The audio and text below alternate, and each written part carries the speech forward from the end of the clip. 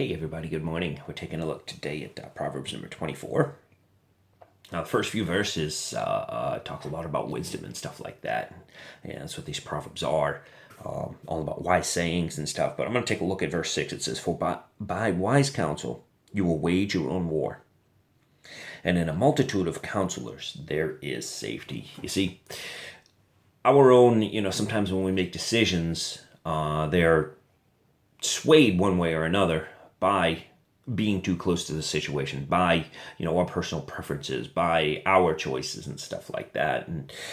But the Bible's teaching us in multitude of counselors there is safety. You see, the sane wisdom of a group of people who are not affected by the situation will sometimes bring us great fruit.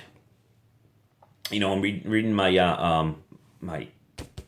my commentary here. It says the sober judgment of sane thinking group is more reliable than your own opinion, which a little hard to swallow, but it's true.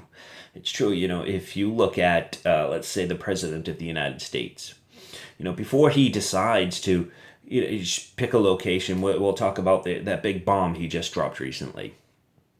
He doesn't just decide, wake up today and say, hey, you know what? Yeah, I don't like these people. I'm going to go ahead and just drop this big bomb on them. He doesn't do that. He actually has a council that gets together with him, and they recommend what to do. They recommend where to bomb, and the council talks about it, and then he makes a decision. He doesn't just wake up. He doesn't just decide, hey, let's go do this. No, he hears, he takes in all the information, takes in all the wisdom from those who are around him. And we ought to be doing the same thing. We ought to have spiritual brothers. We ought to have spiritual fathers that help us in these situations.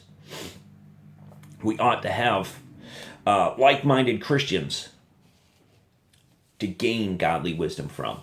The Bible teaches us not to be unequally yoked. Listen, a person who is not a Christian is not going to give you good godly advice.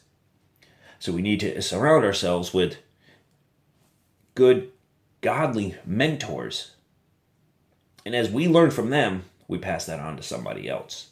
But that godly wisdom there is no substitute for it. So I love you all. I hope you have a super, super day.